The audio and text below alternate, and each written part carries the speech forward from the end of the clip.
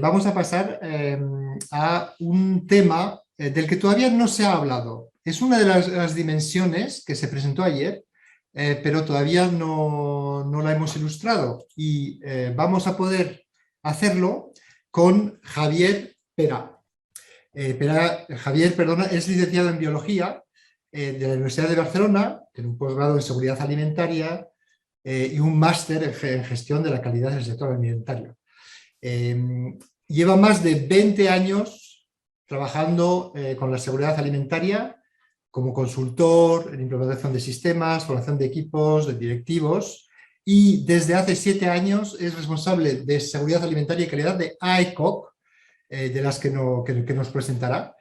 También una asociación de industriales, y es también un ejemplo para mí muy bueno de colaboración.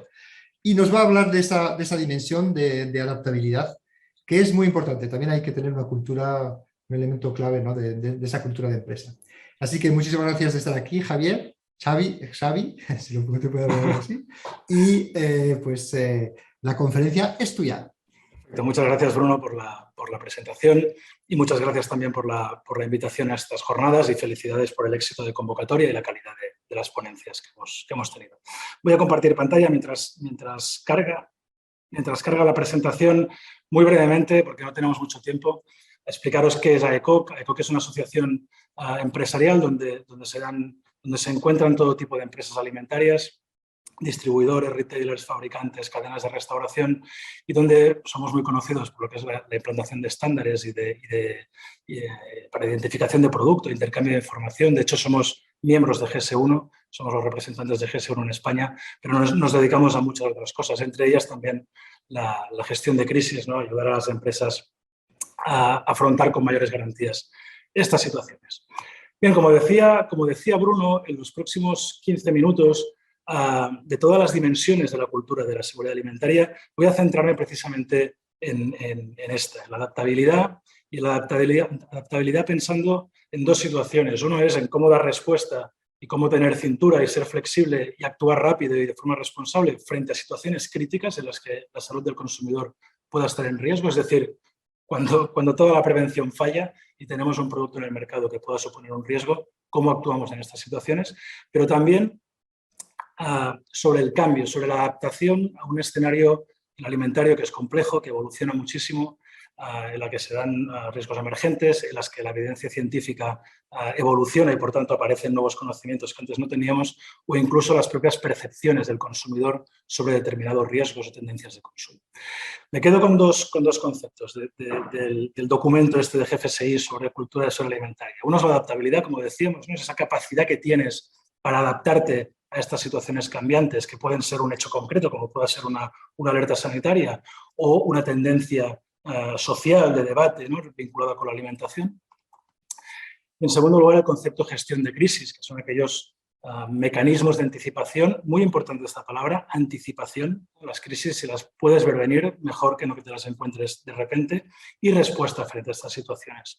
Simplemente para completar un poco lo que indica este documento, comparto con vosotros la definición de crisis alimentaria que hemos trabajado en AECOC, y es una situación extraordinaria que afecta a la integridad, porque aquí hoy estamos hablando de inocuidad, pero el fraude también es un tema que genera crisis de reputaciones. Si no, solo hace falta recordar la crisis de la carne de caballo, por ejemplo, de 2013.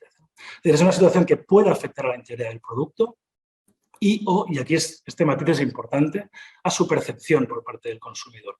Y eso le lleva a tomar cambios en las decisiones de consumo, ¿vale? Es decir, podemos tener un problema o no, pero en una crisis lo que viene marcado sobre todo es ese impacto en la percepción y la confianza de los consumidores.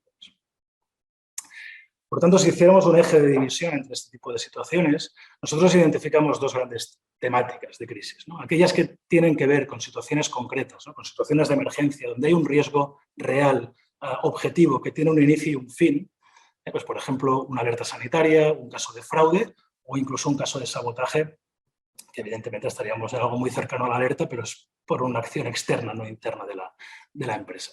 Estas situaciones suelen tener efecto a corto plazo para las empresas, y los dos valores principales para afrontar, ¿no?, específicos para estas situaciones son la prevención. La cultura de la seguridad alimentaria tiene que prevenir estas situaciones, pero cuando eso falla, actuar rápido. Eso es importantísimo. El tiempo en estas situaciones es un factor clave. El otro grupo de situaciones tienen que ver, como os decía, con tendencias de fondo, ¿no? Con debates sociales o incluso con riesgos emergentes que, ¿no? Pues que poco a poco vamos conociendo más y por tanto van a cambiar también nuestro marco de producción. Os pongo algunos ejemplos, ingredientes polémicos, aceite de palma, etcétera. Temáticas de composición nutricional, hoy en día la salud a largo plazo es importante, es uno de los ejes centrales del consumidor, o incluso tratamientos, todo el tema de quimiofobia, pesticidas sí, pesticidas no, aditivos, es decir, aquí hay un escenario muy amplio y he puesto solamente algunos ejemplos. En esta situación lo que tenemos que hacer es anticiparnos, es decir, es entender cuáles son las evidencias que existen, entender cómo se perciben estas evidencias, qué piensa el consumidor, qué nos está demandando, para definir una estrategia. Una estrategia que puede ser cambiar nuestra actividad o una estrategia que sea hacia reforzar nuestra posición y hacer pedagogía, que a veces el sector alimentario creo que se olvida un poco también de hacer pedagogía en aquellos valores que aporta a la seguridad alimentaria. Yo creo que eso es importante también. Y sea como sea, siempre en todas las situaciones, dos valores por encima del resto, responsabilidad y transparencia. Hoy en día son dos valores que entiendo son irrenunciables en estas situaciones. Y vamos a empezar con las primeras, con estas situaciones en las que hay un riesgo inmediato para el consumidor. Son situaciones que suelen ser críticas no solamente para la salud del consumidor, también para la reputación de las empresas y los resultados económicos. Y voy a empezar con un ejemplo que yo sospecho que ayer ya se habló bastante, que es la alerta por la carne mechada que hubo en 2019, si no recuerdo mal, en España, un mes de agosto y septiembre. Empezábamos el mes o a mediados de mes hablábamos de alerta sanitaria por una presencia de listeria en una carne mechada. Este brote tuvo consecuencias muy graves para la salud de los consumidores. Hubo más de 200 afectados, hubo víctimas mortales, hubo abortos o problemas fetales y esto evidentemente es el primer valor que deberíamos preservar. Pero fijaros también las consecuencias que tuvo para el resto del sector. Las empresas cárnicas, al menos las que trabajaban en el sector de este tipo de productos, sufrieron una caída del 60% de las ventas. En las encuestas que habían de consumidores, aproximadamente el 40%, depende de la encuesta que miraras, son encuestas de medios de comunicación, tienen la validez que tienen, no tienen un peso estadístico muy importante, pero creo que son bastante ilustrativas de lo que pasó. Mucha gente rechazó el consumo de este tipo de productos. Probablemente algunos han vuelto a consumir carne procesada, pero probablemente algunos ya no han vuelto a comer carne procesada y no sabemos cuántos consumidores perderemos en la siguiente crisis. Y este gráfico de aquí explica un poco esta situación que hemos visto. Esto es Google Trends, no sé si lo conocéis, es una plataforma que te permite evaluar el grado de interés de búsqueda en los buscadores de Google sobre palabras concretas, no siendo el valor 100 el día que hubo máximo interés y 0 el día que hubo mínimo. Si comparamos las palabras listeriosis, carne mechada, Magrudis, que era la empresa que fabricó el producto, y la mechada, que era la marca del producto, vemos que en este caso el interés de búsqueda de los consumidores, de la preocupación, no se dirigió ni hacia la empresa ni hacia la marca. Se dirigió hacia el peligro y hacia el producto. Y esto es una primera reflexión que creo que podemos sacar y que de hecho antes Bruno la adelantaba. Así como hay otras características que sí que nos sirven para diferenciarnos de la competencia, ¿no? La calidad organoléptica, la calidad nutricional, la sostenibilidad, etc. Hay algunos elementos que son elementos de diferenciación dentro del sector. La seguridad alimentaria nos iguala a todos. Y no sirve de nada que tú tengas un sistema de seguridad alimentaria muy sólido, con una cultura muy bien implantada, si tu competencia no lo tiene, porque al final vas a acabar sufriendo también las consecuencias de eso. Y aquí la reflexión importante, creo que aquí las asociaciones sectoriales tienen un papel muy importante que jugar, porque evidentemente las empresas internamente se van a preocupar de su sistema, pero colectivamente tenemos que intentar entre todos elevar el nivel y evitar este tipo de situaciones. Otro caso que quería compartir con vosotros es el caso de Chipotle. Es una cadena de restauración de producto ecológico o orgánico, como llaman más en Estados Unidos, Mexican Food. No opera en España, no sé si en Europa, creo que no, pero los que estáis en América, conectados desde ahí, probablemente la conozcáis. En 2015 tuvo un episodio de varios meses en los que coincidieron 5 o 6 brotes de toxoinfección alimentaria, distintos estados afectados, distintos patógenos, centenares de afectados y demás. Esto fue casi como el Años Horribles, que parecía que fuera casi un sabotaje, ¿no? Que les hubieran echado una maldición o algo, porque era como extraño, ¿no? Que hubiera una cadena tan consecutiva de brotes de toxoinfección. Bien, pues en esta diapositiva veis los resultados que tuvo para esa compañía concretamente este episodio. Este primer gráfico está sacado de la revista Fortune y es un gráfico que muestra el nivel de reputación de las cadenas de restauración en Estados Unidos a lo largo de 2015, que es cuando ocurrió este episodio. La línea roja es el promedio del sector, la línea azul es Chipotle concretamente. Fijaros la caída dramática que tuvo a su reputación y que además se tradujo también en una caída en el valor de las acciones en bolsa de hasta un 40% y tardaron años, más de un año en recuperarse de esta situación. Aquí sale una segunda reflexión. A veces la pedagogía en cultura de la seguridad alimentaria no es suficiente. No sé si es el caso de Chipotle, no quiero juzgar este caso porque no lo conozco al detalle, pero creo que todos nos hemos encontrado alguna vez que intentas hacer pedagogía, sobre todo a determinados perfiles, y cuesta que eso entre. Lo que tenemos que intentar es traducir la seguridad alimentaria al lenguaje de los negocios. Y esto es un dato que cualquier gerente que lo vea tomará conciencia de la importancia que tiene trabajar una buena cultura de la seguridad alimentaria. ¿Cómo debemos actuar o cuál es el elemento clave cuando vivimos una situación de este tipo, ¿no? En la que hay un producto nuestro en el mercado que está causando problemas o que puede causar problemas? Y ahí es donde aparecen normalmente todos los miedos, ¿no? Cuando estamos todos muy tranquilos, todos tenemos muy claro qué tenemos que hacer, pero cuando llegamos a una situación de estrés como esta, bueno, aparecen las dudas, aparecen los miedos y lo peor que podemos hacer es cometer errores en la toma de decisiones. Generalmente cuando hablamos de alertas alimentarias hay 3 factores que son esenciales para tomar decisiones proporcionadas al riesgo. Que protejan al consumidor, porque ese es el primer objetivo que tenemos que cumplir. Es imposible proteger tu reputación si antes no has protegido al consumidor, pero evidentemente también teniendo una vista puesta en, una vez protegida la seguridad del consumidor, el que va detrás es la reputación de la empresa. Es decir, no tomemos decisiones sobreactuadas, porque igual estamos protegiendo al consumidor muy bien, pero igual nos estamos pegando, como se dice llanamente, un tiro en el pie.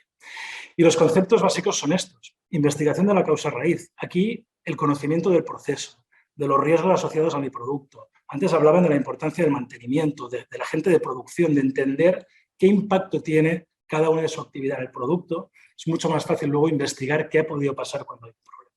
Y esto nos sirve para marcar el alcance de la alerta, es decir, cuántos productos pueden estar afectados. La trazabilidad nos dirá dónde están estos productos, qué clientes los tienen, en qué países están, etc. Y la trazabilidad no la tenemos que ver como una carga burocrática, ¿no? Que a veces decimos, tanto papeleo, qué complicado. La trazabilidad es una herramienta imprescindible para la seguridad alimentaria. Frente a un problema, la trazabilidad nos va a permitir actuar, localizar todas las unidades afectadas y sacarlas de circulación. Y luego la evaluación de riesgo, que todos conocemos. Al final, todas las decisiones de seguridad alimentaria se basan en el riesgo. Y eso es un concepto que a veces a la gente que no tiene un perfil técnico no es tan fácil de explicar, ¿no? A veces confundimos peligro y riesgo y ahí es importante hacer pedagogía desde los departamentos técnicos de qué significa riesgo, ¿no? Qué significa esa probabilidad y esa gravedad de las consecuencias de aparición de un peligro. Nosotros hacemos muchos simulacros en gestión de crisis en empresas y hay 2 principios sobre que siempre ponemos encima de la mesa cuando hay dudas. Bueno, uno de ellos sobre todo cuando hay dudas, que es el principio de cautela.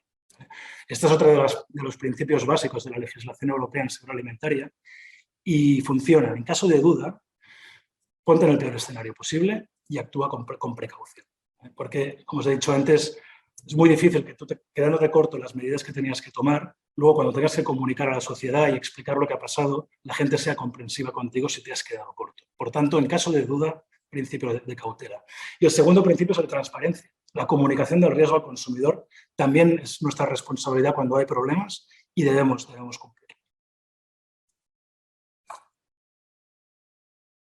Perdonad que tengo el cuello un poco seco. Bien, habiendo visto ya lo que pasa en situaciones en las que hay un riesgo real, es decir, esto no lo puedes ver venir, lo puedes intentar prevenir, pero cuando aparece y tienes que responder rápido. Quiero hablar ahora de la segunda parte de las crisis alimentarias, ¿no? De la segunda tipología de las crisis alimentarias. De esas que no se producen por un hecho concreto, sino que se producen por una acumulación de situaciones, ¿no? Y que tienen mucho que ver o bien con los riesgos emergentes, con la evidencia científica y demás, pero también tienen mucho que ver con los riesgos que percibe el consumidor sobre los productos. Las empresas, evidentemente, la finalidad, aparte de todos los valores, misiones y demás, la empresa opera para ganar dinero y, por tanto, tiene que adaptarse a un entorno que es muy cambiante en el sector alimentario. No voy a alargarme mucho en esto porque tampoco es el objetivo de la ponencia, pero un poco con esta diapositiva os quiero mostrar una fotografía de cómo funciona el panorama de la información, de la percepción del consumidor, de las evidencias que se publican en nuestro sector. Hoy en día hay muchísima gente hablando, muchísima. Autoridades competentes, administraciones públicas, colectivo científico, ONGs, grupos de presión, asociaciones de consumidores, divulgadores, influencers, hay un montón de gente y también las empresas alimentarias. A través del etiquetado, a través de la publicidad, a través del marketing, también comunicamos. Y eso es un foco que hoy no nos dará tiempo a ver probablemente, pero quedaría también para una charla también. Disponen de muchos canales para comunicarse. Web, portales propios, medios de comunicación, redes sociales. Antiguamente lo que no aparecía en los medios no formaba parte del debate público. Hoy hay un sinfín de canales con los cuales cualquiera de estos actores puede hacer llegar su mensaje al consumidor. ¿Qué tenemos? Pues tenemos un consumidor probablemente infoxicado. Tiene un exceso de información que le cuesta separar el grano de la paja, que además vive en un contexto de alarmismo, de fake news, de prejuicios, de este clickbait en los medios de comunicación, y lo tenemos entre confundido y alarmado. Además, no solamente hablamos de salud o de inocuidad, hablamos de calidad, de sostenibilidad, de RSC, de ética, de bienestar animal. El sector alimentario probablemente es uno de los que está afectados por más debates sociales ahora mismo. Y cada uno de estos dos consumidores, pues tiene en el bolsillo un dispositivo a través del cual difunde sus filias, sus fobias, sus miedos, su conocimiento, su desinformación. Es decir, casi que compartimos sin filtro. Por tanto, el escenario es muy complejo. Es muy complejo y una de las recomendaciones que damos es estar siguiendo, y esto significa tener herramientas, tener procedimientos, tener gente que se dedique a seguir todos estos debates que a ti como empresa te pueden afectar. Evidentemente no te afectan todos, pero cada empresa sabe en el sector en el que trabaja cuáles son los debates, las tendencias, los riesgos emergentes que pueden aparecer y deberíamos estar siguiendo constantemente dos planos de la realidad. Los datos objetivos, las evidencias que se publican, y aquí evidentemente el colectivo científico, las autoridades competentes, los organismos oficiales generan mucha información en este sentido, pero no debemos olvidar nunca el plano de la percepción, la opinión subjetiva, las percepciones, porque esto también determina muchas crisis que tenemos hoy en día. Por tanto, habrá que seguir los medios de comunicación para ver qué información les llega a los consumidores. Podemos estar escuchando las redes sociales para calibrar cuál es la opinión pública sobre un riesgo, una tendencia que a mí me puede afectar. Y muy importante, tener mecanismos de alerta temprana.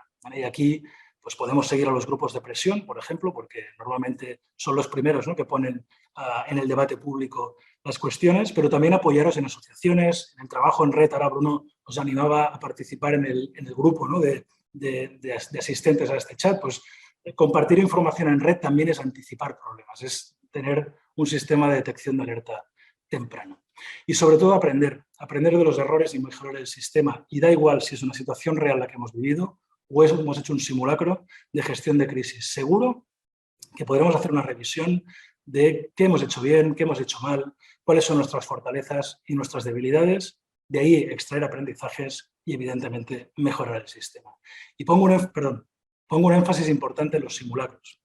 Como os decía, nosotros hacemos simulacros y no ha habido ninguna sesión en los años que llevo haciendo esto en que la empresa, por muy preparada que estuviera, no haya sacado un aprendizaje, no haya detectado una debilidad de su sistema o no haya visto que algo no lo había tenido en cuenta. Los simulacros sirven para eso, para estresar el sistema, llevarlo al límite y ver si es suficientemente sólido para afrontar una situación real. Así que os animo a que los hagáis regularmente y los hagáis de forma intensiva. Y ya para cerrar, siempre me gusta concluir las charlas sobre crisis con un caso para el recuerdo. No sé si lo conocéis, de hecho es un caso de estudio en gestión de crisis, no es sector alimentario, no es seguridad alimentaria, pero bueno, yo creo que podemos sacar aprendizajes. Es el caso del Tylenol, años 80 en Estados Unidos, un caso de sabotaje con cianuro, creo recordar, que tuvo víctimas mortales y que fue un caso muy, muy, muy terrible. Pues si le echáis un vistazo a la bibliografía que hay, el consultor de comunicación del equipo de Relaciones Públicas, el señor Alan Hilburg, dijo una frase que a mí la verdad es que la dejo casi como de cabecera. Concluimos que nunca nos iban a juzgar por lo que causó el problema, siempre nos iban a juzgar por cómo respondimos. Probablemente hoy esta frase tendríamos que actualizarla y tendríamos que decir que seguramente va a haber gente que nos va a juzgar por lo que ha pasado, pero la mayoría nos va a juzgar por cómo hemos respondido. Así que con esta reflexión termino mi ponencia y espero que os haya como mínimo hecho pensar en algunas cuestiones sobre la gestión de crisis. Muchas gracias, Xavi. Ha sido un placer escucharte, ¿no?, en el tema de crisis, y me quedo con dos frases muy relacionadas, ¿no?, con la comunicación también. El sector de alimentación a veces se olvida de hacer pedagogía, ¿no?, de esos valores que aporta. Incluso la uno con una frase que decían al principio con lo de Cultural Excellence, que decía que pensábamos que estábamos comunicando. Es decir, qué importante, ¿no?, la comunicación, muy relacionada con la confianza. Y luego también el riesgo que tenemos de que la competencia no esté haciendo las cosas bien, como has dicho, ¿no?, que la seguridad alimentaria nos iguala a todos, al sector, y yo incluso lo haría extensivo al país completo. Sí, muchas veces nos pueden estigmatizar al país completo por una crisis, incluso que no hayamos tenido, sino que nos haya salpicado en comunicación. La mal llamada crisis de los pepinos, por ejemplo, de 2011, es un muy buen ejemplo. Pues muchas gracias, Xavi, ha sido un placer escucharte. Igualmente, y felicidades por las jornadas. Un saludo a todos.